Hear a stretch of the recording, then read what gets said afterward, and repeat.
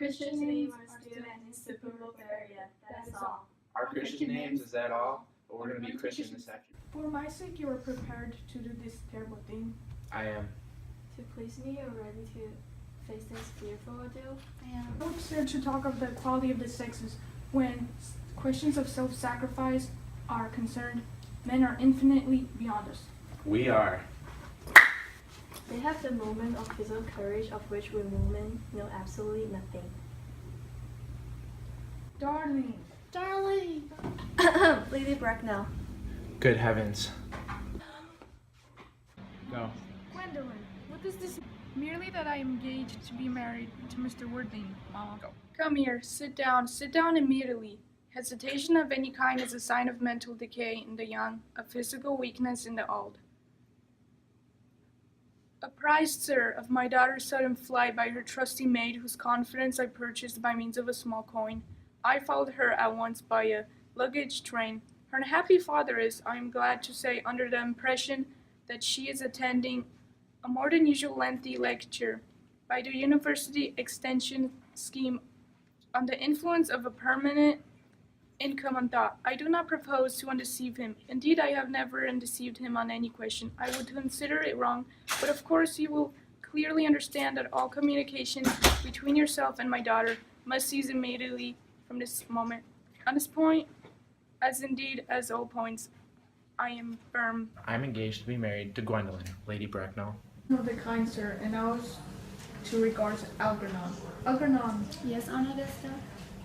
may I ask if it is in this house that your invalid friend, Mr. Bunbury, resides? Oh, no. Bunbury doesn't live here. Bunbury is somewhere else at present. In fact, Bunbury is dead.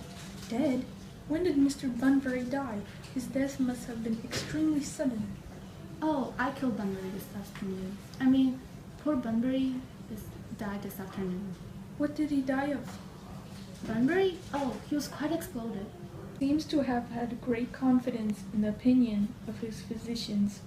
I am glad, however, that he made up his mind at the last to some definite course of action and acted under proper medical advice. And now that we have finally got rid of this Mr. Bunbury, may I ask Mr. Worthing, who is this young person in whose hand my nephew Algernon is now holding in what seems to me a peculiarly unnecessary manner? That lady is Miss Cecily Cardew. I am engaged to be married to Cicely, Aunt Augusta. I beg your pardon? Mr. Moncrief and I are engaged to be married, Lady Bracknell. I do not know whether there's anything peculiarly exciting in the air of this particular part of Hertfordshire, but the number of engagements that go on seems to me considerably above the proper average that statistics have laid down for our guidance. I think some preliminary inquiry on my part would not be out of place. Mr. Worthing, is Miss Cardew at all connected with any of the larger railway stations in London? I merely desire information. Until yesterday, I had no idea that there were any families or persons whose origin was a terminus. Miss Cardew is the granddaughter of the late Mr. Thomas Cardew of 149 Belgrave Square, SW, Gervais Park, Dorking, Surrey, and the Sporran, 5th Shire, NB. That sounds not unsatisfactory. 3 addresses always inspire confidence, even in tradesmen. But what proof have I of their authenticity? I have carefully preserved the court guides of the period. They are open to your inspection, Lady Bracknell. I have known strange errors in that publication. Miss Cardew's family solicitors are Messer Markby, and Markby. Markby, and Markby? A firm of the very highest positions in their profession. Indeed, I am told that one of the Mr. Markbys is occasionally to be seen at dinner parties. So far I am satisfied.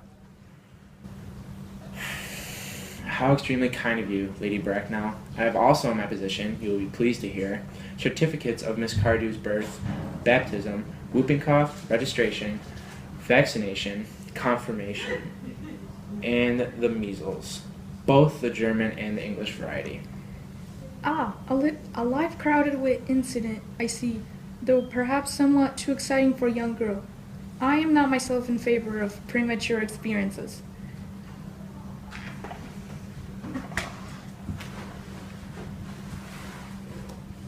Gwendolyn, the time approaches for our departure. We have not a moment to lose.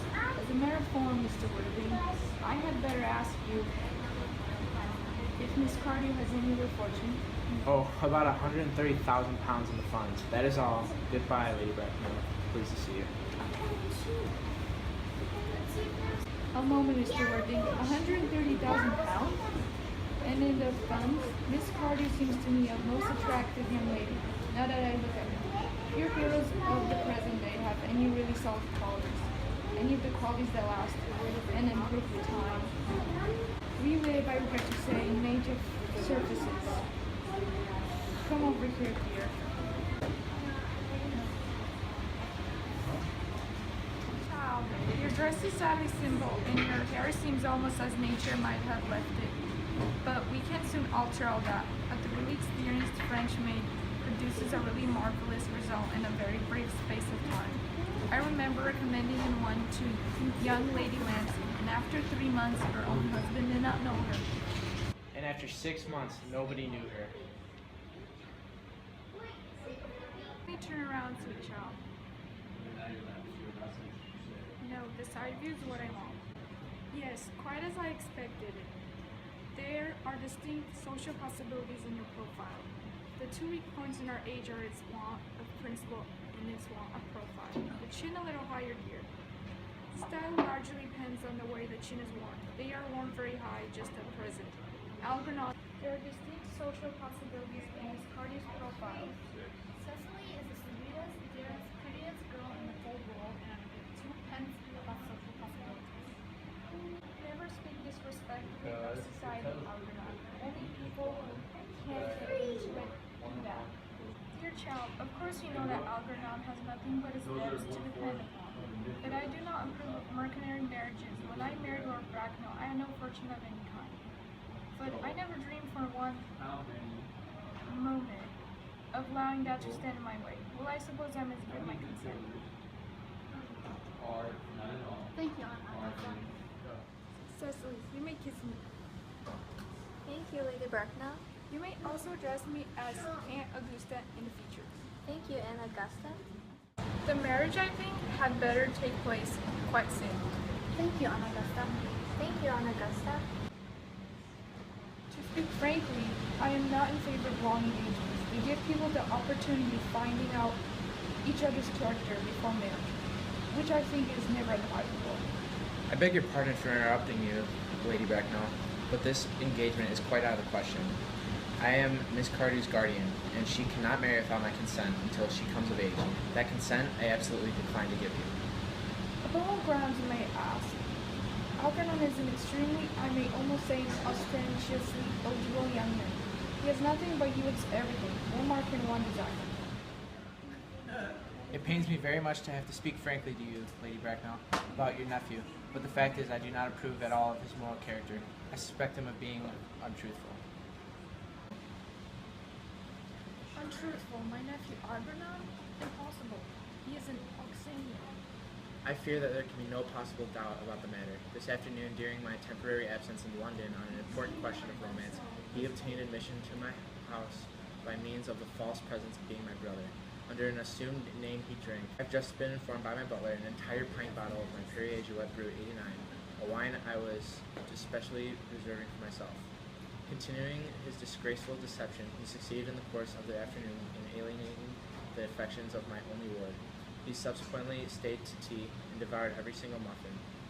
And what makes his conduct all the more heartless is that he was perfectly well aware from the first that I have no brother, that I have never had a brother, and that I don't intend to have a brother, not even of any kind. I distinctly told him so myself yesterday afternoon. Mr. Worthing, after careful consideration, I have decided entirely to overlook my nephew's conduct to you. That is very generous of you, Lady Bracknell. My own decision, however, is unalterable. I decline to give my consent. How How old are you, dear? Well, I'm literally 18 now. Always send me to train when I go to evening parties. You are perfectly right in making some right alteration. Indeed, no woman should ever be quite accurate about her age. It looks so calculated. 18, but admitting to 20 at evening parties.